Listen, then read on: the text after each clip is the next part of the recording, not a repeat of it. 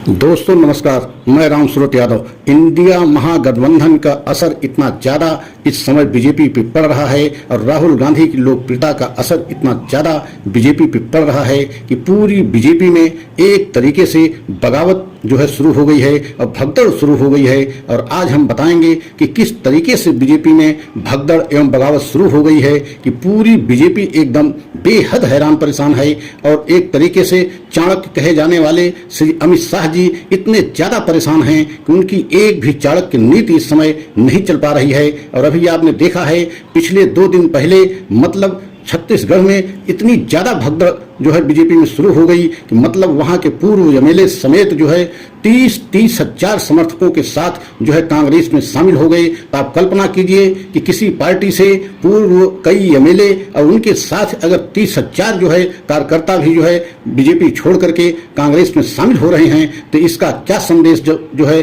जनता में जा रहा है या आने वाले समय में बीजेपी की स्थिति क्या होने वाली है आप अंदाजा लगा सकते हैं। अभी 2 दिन पहले मतलब रायपुर पहुंच करके जब अमित शाह को ये जो है सूचना मिली कि बहुत बड़ी जो है बगावत होने वाली है खासकर छत्तीसगढ़ में, तो तुरंत जो है अमित शाह रायपुर पहुंचे। वहां एक तरीके से बड़ी और हाई लेवल की मीटिंग किया, मतलब उच्च स्तरीय स्तर की मीटिंग किया और सभी विधायकों से 1 to 1 बात किया, खासकर पूर्व विधायकों से जो पूर्व विधायक रहे हैं। लेकिन इसके बावजूद आप कल्पना कीजिए कि वह सारे पूर्व विधायक जो है बीजेपी छोड़ करके अपने साथ 30 हजार जो है कार्यकर्ताओं को लेकर के कांग्रेस में शामिल हो गए। तो आप कल्पना कीजिए कि इस समय बीजेपी की जमीनी हालात या जमीनी हकीकत क्या है कि पूरे देश में इस समय जो है राहुल गांधी की लोकप्रियता को देखते हुए पूरी बीजेपी में बगावत एवं भगदड़ शुरू हो गई है। और आपने देखा है कि राहुल गांधी की जिस तरीके से रैलियों में जनसैलाब उमड़ रहा है उससे भी पूरा बीजेपी एकदम जो है हैरान परेशान दिखाई दे रही है। और अभी आपने देखा जो छत्तीसगढ़ में कई ऐसी रैलियां जो है अमित शाह जी किए जिनकी रैलियों में मतलब वहां रखी हुई कुर्सियां भी खाली दिखाई दी। आप कल्पना कीजिए कि रखी हुई कुर्सियों पर बैठने तक के लोग नहीं उपस्थित हुए, न ही उनके रैलियों में उनकी बातों को सुनने के लिए लोग आए। और एक तरफ ये हालत है बीजेपी की कि मतलब जो रैली में कुर्सी लगाई जा रही है वह भी खाली देखी जा रही है और दूसरी तरफ राहुल गांधी की रैली हो रही है तो उसमें इस तरीके का जनसैलाब उमड़ रहा है कि एकदम खड़े होने की जगह नहीं मिल रही है। तो आप कल्पना कीजिए कि कितना ज्यादा इस समय हालात बदल गया है और माहौल किस तरीके से बदलाव ले रहा है कि बीजेपी एकदम जो है बैकफुट पे पहुंच गई है। और आपने यह भी देखा है कि सिर्फ छत्तीसगढ़ का यह मामला नहीं है, और राजस्थान हो या मध्य प्रदेश हो या कहीं कोई प्रदेश हो जहां पे बीजेपी की सरकार चल रही है वहां इस समय हालत एकदम नाजुक दिखाई दे रही है। आप राजस्थान में देखा है, राजस्थान में जिस तरीके से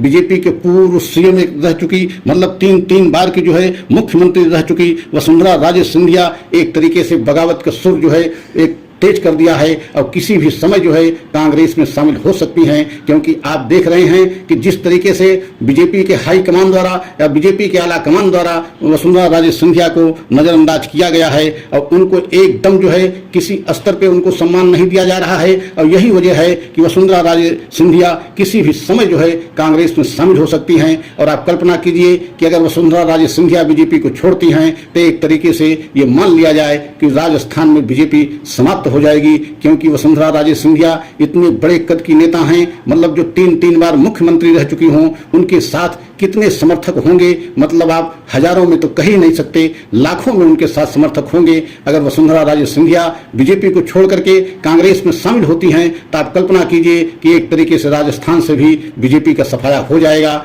और यही स्थिति कमोवेश जो है मध्य प्रदेश में है। मध्य प्रदेश में जो हालात बन रहे हैं वहां भी स्थिति जो है बीजेपी के लिए ठीक नहीं है और एकदम नाजुक स्थिति मध्य प्रदेश में बनी हुई है। क्योंकि मध्य प्रदेश में जिस तरीके से राहुल गांधी की लोकप्रियता की वजह से पूरे मध्य प्रदेश में कांग्रेस से लोग जुड़ते जा रहे हैं और आने वाले समय में ये कल्पना नहीं की जा सकती है कि वहां बीजेपी की हालत क्या होने वाली है। तो आप सोच सकते हैं कि इतना ज्यादा इस समय बीजेपी हैरान परेशान है। और खासकर इंडिया महागठबंधन को लेकर के जब से इंडिया महागठबंधन बना है तभी से बीजेपी की मुश्किल एकदम बढ़ती जा रही है। लेकिन आप इससे भी पहले आपको हम स्मरण कराना चाहते हैं कि इंडिया महागठबंधन बनने के पीछे सबसे बड़ी वजह जो है राहुल गांधी की है। राहुल गांधी भारत जोड़ो यात्रा से अपने आप को पूरे देश के सामने एक अलग राहुल गांधी के रूप में पेश किया है, और जिसकी वजह से आज उनकी लोकप्रियता को देखते हुए, उनके जो है कद को देखते हुए, जिस तरीके से पूरे देश में वह जनप्रिय नेता के रूप में उभर रहे हैं, यही कारण है कि पूरे देश की जो है सभी पार्टियां आज विपक्ष के महागठबंधन इंडिया में शामिल हो रही हैं। लेकिन एक समय धुर विरोधी पार्टियां, वो चाहे जो है केजरीवाल की आम आदमी पार्टी रही हो, या टीएमसी जो है ममता बनर्जी की रही हो, या जो है आप शरद पवार को देख रहे हैं, ये सब जितनी पार्टियां थी एक समय जो है कांग्रेस के धुर विरोधी हुआ करती थी, लेकिन आज जो है कांग्रेस के साथ में इंडिया महागठबंधन में शामिल हो गई हैं, और शामिल ही नहीं हो गई हैं बल्कि संकल्प लेकर के एकदम जो है वादा कर रही हैं और प्रेस कॉन्फ्रेंस करके कह रही हैं कि हमें कितना भी घाटा हो जाए, कितना भी नुकसान हो जाए, लेकिन हम 2024 में हर कीमत पे इंडिया महागठबंधन की तरफ से चुनाव लड़के, कांग्रेस के नेतृत्व में चुनाव लड़के बीजेपी को हर कीमत पे सत्ता से बाहर करेंगे। तो आप कल्पना कीजिए इस समय बीजेपी कितना हैरान परेशान है, और बीजेपी के लिए दिन प्रतिदिन मुश्किल एकदम बढ़ती जा रही है। ये अलग बात है कि बीजेपी अभी इन हालातों को समझने में एकदम नाकाम साबित हो रही है, क्योंकि बीजेपी अभी पुराने आंकड़ों पर ही एक तरीके से जादूगरी कर रही है कि हम पिछला चुनाव इतने जो है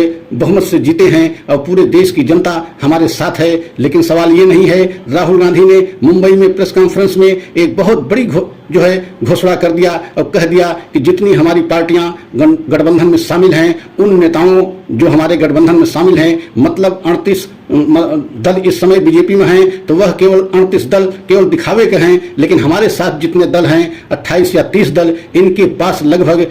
60% जो है वोट का जो है ये हकदार हैं हमारे जो 7 पार्टियां हैं। क्योंकि अगर इनको हम एक साथ लेकर के चुनाव लड़ते हैं या इनका इतिहास देखा जाए तो पिछला इतिहास भी अगर आप देखेंगे तो ये सभी पार्टियां मिलकर के 60% वोट पाई है। तो आप कल्पना कीजिए विपक्ष के महागठबंधन इंडिया के पास इस समय 60% वोट है, और आने वाले समय में अगर ये सभी एक होकर के चुनाव लड़ेंगे तो आप कल्पना कीजिए कि कहां 60% वोट इंडिया महागठबंधन के पास होगी, और वही जो है 35 से 38% जो है बीजेपी के मतलब एनडीए के पास होगी। तो कितना बड़ा फर्क यह दिखाई दे रहा है। और राहुल गांधी ने स्पष्ट घोषणा कर दिया कि हम हर कीमत पर 2024 में बीजेपी को सत्ता से बाहर करेंगे, और इंडिया महागठबंधन की सरकार 2024 में बनने जा रही है। और पूर्ण विश्वास के साथ राहुल गांधी ने यह बात कही है, और पूरे जनता को भी विश्वास है कि आने वाले समय में हालात एकदम बदल रहे हैं। राहुल गांधी बेरोजगारी और महंगाई को लेकर के जिस तरीके से पूरे देश में आंदोलन छेड़ा है, और भारत जोड़ो आंदोलन के तहत पूरे देश की जनता में